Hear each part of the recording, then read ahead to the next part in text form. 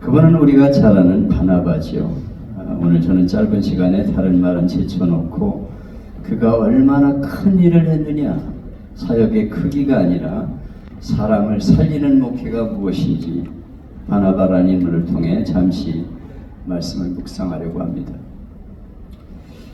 그에 대한 말씀을 보면 몇 가지로 그의 인물됨을 보여주고 있는데요. 첫째는 은혜를 보고 기뻐하는 착한 사람이었다, 그렇게 평가를 하고 있어요. 사도행전 11장 또 9장 이런 내용에 나와 있습니다. 예루살렘 교회는 안디옥에서 큰 부흥이 있다는 말을 듣고 바나바를 파송합니다. 그는 그곳에 도착해서 하나님의 은혜를 보고 기뻐했다, 그렇게 말씀하고 있어요. 많은 사람은 문제를 보고 부족함을 보고 판단을 하지만 바나바는 은혜를 먼저 본 사람이었습니다. 성도들의 미숙함보다 그들에게 임한 하나님의 은혜를 보았어요. 우리 교회도 이런 시선이 필요합니다. 사역에서도 하나님의 은혜를 바라보는 사람, 은혜를 추구하는 그런 사역자가 우리에게 필요합니다. 그는 성품이 착한 사람이었다고 말하고 있는데요. 바나바는 착한 사람이요 성령과 믿음이 충만한 사람이라.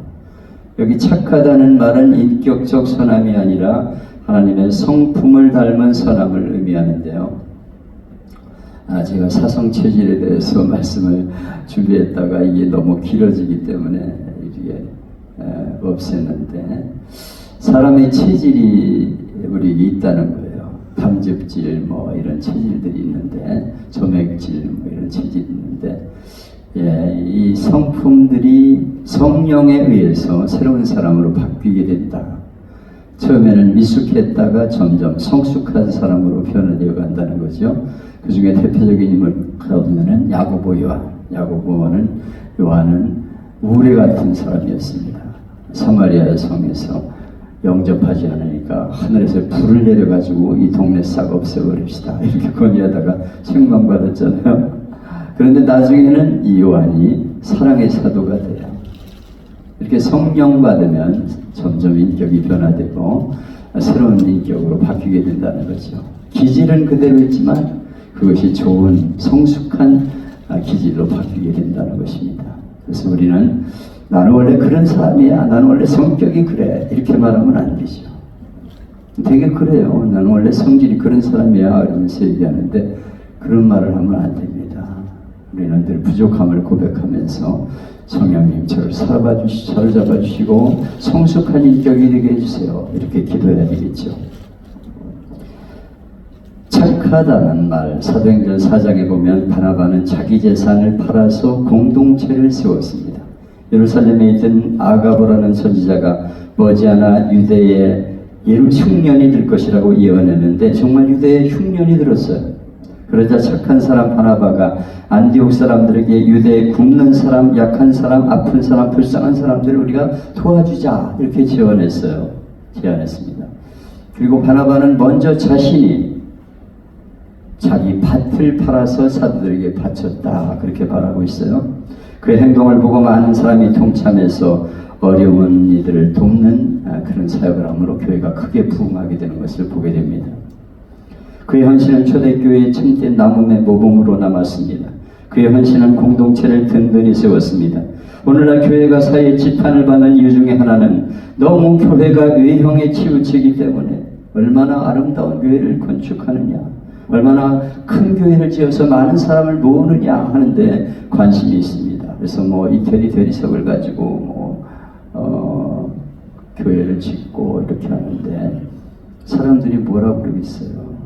교회 저렇게 자기 교회만 저렇게 치중하는 그런 일에 대해서 욕을 하고 있어요. 그래서 교회에 대해서 온갖 얘기를 많이 하잖아요. 우리는 교회를 얼마나 크게 짓느냐, 아름답게 짓느냐 하는 데 대해서 이제는 생각을 벗어나야 합니다. 유럽 교회들 가보세요. 그 어마어마한 교회들이 텅 비었잖아요. 교회가 교회다운 역할을 하지 못하면 교회는 사람들에게 손가락질을 당하게 되고 점점 약해지게 되는 것입니다. 우리는 베풀고 나누는 교회와 사역자가 되기를 힘써야 합니다. 어렵고 힘든 일들이 있으면 찾아가 도우며 위로하는 사역자, 어려운 교회가 있으면 어떻게든 도우려고 하는 그런 마음을 갖고 있어야 합니다. 저는 목회를 하면서 대치 아파트 단지 안에 1년에 한 번 바자회를 열고 이웃을 초대해 잔치를 열고 들어온 수익금을 이웃들에게 나누는 사역을 하기를 힘썼습니다. 우리 대치 아파트 중앙 통로에다가 농산물, 수산물, 여러 가지 식당 여러 가지를 하면서 전교인이 그때는 휴가를 내고 이틀 동안 매달렸습니다. 그래서 바자회를 크게 열고 그건 평촌교회에서 배워갔어요. 거기 가면 아주 자료들이 많습니다. 그래서 거기서 바자회를 열어가지고 수많은 사람이 주민들만이 아니고 전도할 사람 다 데려와 대접해라. 그때는 성도들이 대접을 해가지고 추어탕이니 교회에서 하고 있는 여러 가지 음식, 국수나 이런 걸 대접을 하면서 전도를 해요. 그러면 전도도 되고 수익금도 생기잖아요. 그래가지고 1년에 한 1,몇백만 원 이렇게 수입을 하면 그걸 가지고 어려운 이들을 돕는 사역에 있었어요. 그리고 예산의 50% 정도를 어려운 이웃들을 위해 쓰고 선교를 위해 쓰겠다는 목적을 가지고 저는 목표를 제시하고 그 사역을 했는데 실제는 그렇게까지 못했지만은 최선을 다해서 어려운 이들을 돕는 사역, 또 선교하는 일에 전심을 다하는 사역을 하려고 애를 썼어요. 그래서 주민들이 뭐라고 그러냐면, 목사님 저는요 교회는 안 나가는데요, 교회에 나가겠다는 사람 보면 하늘교회 나가라고 얘기해요. 정말 하늘교회는 우리가 생각할 때는 모범적인 교회예요, 이렇게 말을 해요. 난 그 말이 참 감동이 되더라고. 사람들이 다 보고 있구나. 여러분, 교회가 너무 외형적인 것에 치우치지 말고 베푸는 교회, 나누어주는 교회, 그런 교회가 되기를 위해서 우리는 힘쓰며 기도해야 될 것입니다. 은퇴한 지금도 우리 교회에 세터민들이 있는데 세터민 중에 한 분이 전도를 열심히 해가지고 30명 이상을 전도를 해냈어요. 그래서 매주 30명 중에 누가 빠지고 누가 오느냐 하는 걸 저한테 맨날 보고를 보내요. 토요일이면. 다 얼마나 어려운지 모릅니다. 그분들이 어디서 오느냐? 왕십리, 의정부, 인천, 김포, 하남 이런 먼 데서 와요. 세터민들이. 그리고 그 중에는 휠체어를 타는 분이 2분 있습니다. 휠체어를 타고 와가지고 그 앞에다 내려놓고 예배 참석을 보면 얼마나 감동되는지 몰라. 야, 저분들이 앞으로 희망이다. 저들에게 복음을 잘 가르쳐서 남북이 통일되면 들어가서 복음을 전하는 그런 일꾼으로 세워야 되겠다, 이런 생각을 했어요. 내가 어떻게 저들을 도울 수 있을까? 그래서 저는 매주 장을 봐가지고 주일이면은 진라면 하고 그리고 빵, 과자 이런 걸 사가지고 한 봉지 큰데 해가지고 갖다가 줍니다. 그분들이 뭐라고 그러는지 아세요? 원로 목사님이 이렇게 하는 데가 없다는 거예요. 그래서 우리는 감동입니다. 그래서 다른 데 있어도 안 가고 이 교회로 나옵니다. 먼 데서 그렇게 나오셔요. 제가 할 수 있는 일이 복이 있어요. 원로 목사가 그렇게 열심히 전도하는 일을 돕기 위해서 제가 그 일을 하는 것입니다. 저는 제 자랑하려고는 아니고요. 이렇게 비록 은퇴를 했다고 하더라도 내가 할 수 있는 일, 그 교회에서 할 수 있는 일, 그걸 우리가 최선을 다하면서 어려운 이들을 돕는 일에 전심을 다하는 그런 우리가 되었으면 합니다. 자랑하려고 그러는 것 같아요. 우리 한번 따라해 볼까요? 사역보다 은혜 중심의 교회를 세웁시다. 사역보다 은혜 중심의 교회를 세웁시다. 큰 교회 세우려고 하지 말고요. 제가 그 전에 얘기했잖아요. 우리 40억 준다고 그랬을 때 팔아가지고 강남이나 하남, 성남에 가면요 대형 교회 할 수 있었어요. 그때는 교회만 크게지만 엄청나게 보이는 때거든요. 그렇지만 제가 그거 안 했습니다. 이 가난한 지역을 떠날 수가 없다. 그리고 어려운 일을 돕는 일을 위해서 최선을 다하자. 그리고 목회를 했는데요. 저는 후회가 없어요. 그는 은혜를 보고 기뻐하는 착한 사람이었다. 둘째는 사람을 세워주는 사역자였어요. 사도행전 11장, 사도행전 4장, 9장에 나옵니다. 바울이 다메섹 도상에서 예수님 만나고 그리스도인 되어서 복음을 전하기 위해 나섰지만은 아무도 그를 받아주지 않았죠. 사울이 예루살렘에 가서 제자들을 사귀고자 하나 아무도 그를 인정해 주지 않았다는 거예요. 그때 그를 예루살렘 교회 신원보증 서준 사람이 바나바였어요.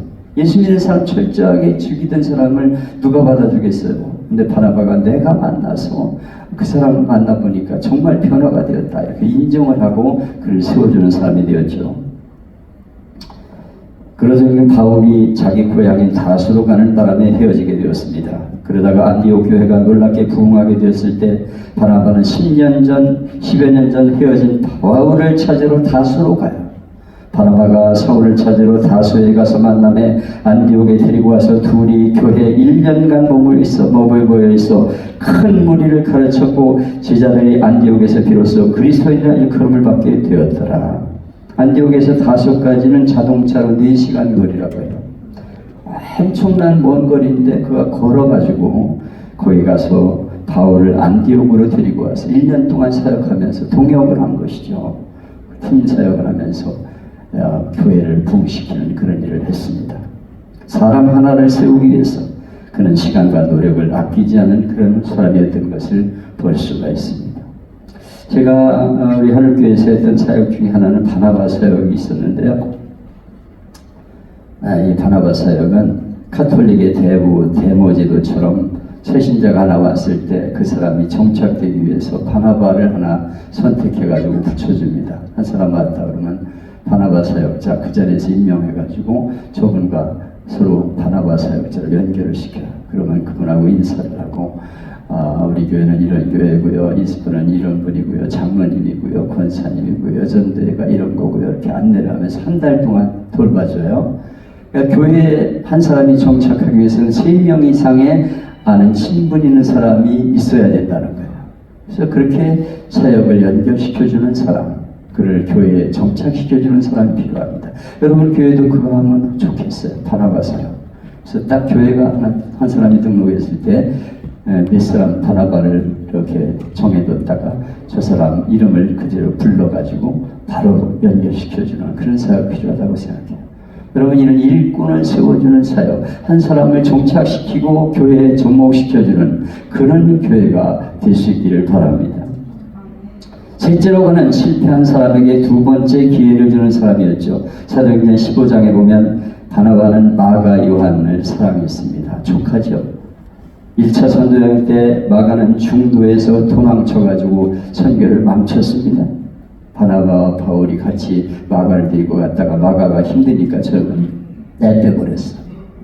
그래가지고 그 다음에 2차 전도여행을 할 때 바울은 그런 마가는 절대로 데려갈 수 없다. 완강하게 거부합니다. 그러나 바나바는 마가의 회복의 가능성을 믿었어요.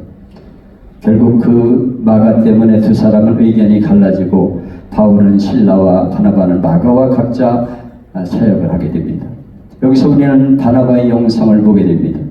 실패한 일을 포기하지 않는 인내, 사람의 현재보다 가능성을 바라보는 눈, 미래를 바라보는 눈, 실수한 사람에게 2번째 기회를 주는 마음이 우리에게 필요합니다. 후에 마가는 바울에게 인정을 받게 됩니다. 마가를 데리고 오라. 그가 내게 유익하리라. 바울도 나중에 마음이 변해요. 그래서 마가를 데리고 오라고 그렇게 말하는 것을 보게 됩니다. 바나바의 사랑이, 바나바의 기다림이, 바나바의 믿음이 마가를 다시 일으켜 세웠습니다.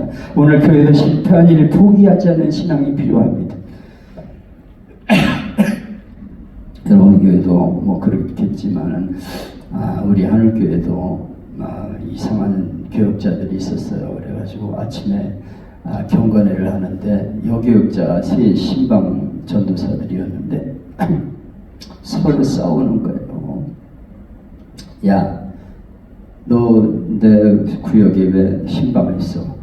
아무개 집사님이 네가 신방했다며 그냥 얘기하니까 아니 그럼 내가 지나가는데 우리 전도사님을 집에 와서 기도해 주세요. 내가 아파요 그러는데 내가 어떻게 거절하냐.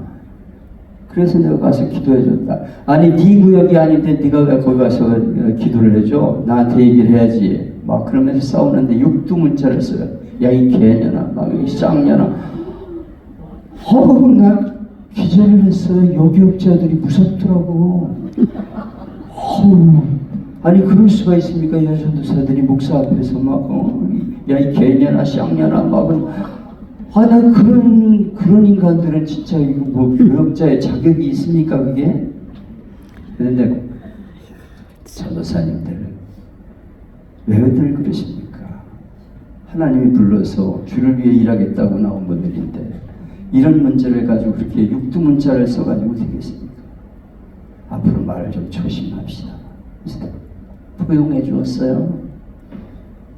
여러분 그런 사람 보면 그냥 잘라버리죠. 교회에서. 이게 어디 교육자 자세도 안 된 것들이 나가. 그런 분들이 많아요. 사실 우리 목회자들 중에서 그냥 실수하고 그냥 당장 커트하고 잘라버립니다.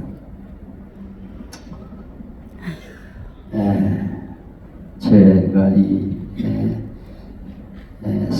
나는 행복한 바보 목사입니다에 쓴 내용인데요. 제가 성수동에 있는 신영교회 전도사 생활을 하고 개척교회를 다리 하나 건너가지고 개포동에서 하게 되었는데 저는 교회 일체 내가 어디 가서 개척교회 한다는 말을 안 하고 떠났어요. 왜냐하면 다리 건너오면 되는데 나를 따르는 사람들이 오고 싶어 하죠. 그래서 일체 알리지 않았습니다. 난 6개월쯤 지났는데 예배를 드리고 있는데 어떤 부부가 왔어요. 그 집사람. 그러면서 이제 얘기합니다. 목사님, 우리가 목사님한테 사랑을 많이 받았는데 목사님 떠나고 나서 우리가 이렇게 교회를 안 나가고 있었는데 지금 3개월이 되는데도 한 번도 찾아온 사람이 없습니다. 목사님도 관심이 없고 교인들도 우리를 버렸습니다.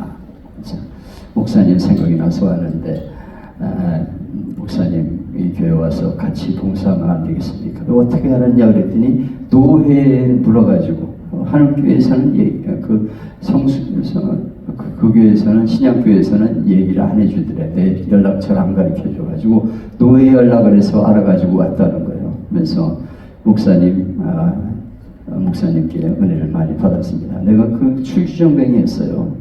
근데 내가 찾아가서 라면도 사다 주고 소고기도 사다 주고 하면서 신방해가지고 돌본 그런 분이었는데 목사님 사랑이 그리웠습니다. 목사님 곁에 와서 제가 오른팔이 되겠습니다. 막 그래. 근데 석 달을 안 나가도 교회에서 관심 없다고 그렇게 얘기를 한다고 그러길래 그럼 나오시라고 그래서 그냥 허용을 했어요. 그 과정을. 교회 열심히 나오면서 이제 술도 끊고 이렇게 변화가 좀 되었죠. 그래가지고 나중에 이제 안수 집사 됐다가 장로까지 세웠습니다. 그리고 재정부장을 맡겼어요. 근데 재정부장 몇 년 하더니요, 이 재정부원들이 그러는 거예요. 목사님, 그 서장로님, 재정부 시키면 안 되겠어요. 우리들 모아놓고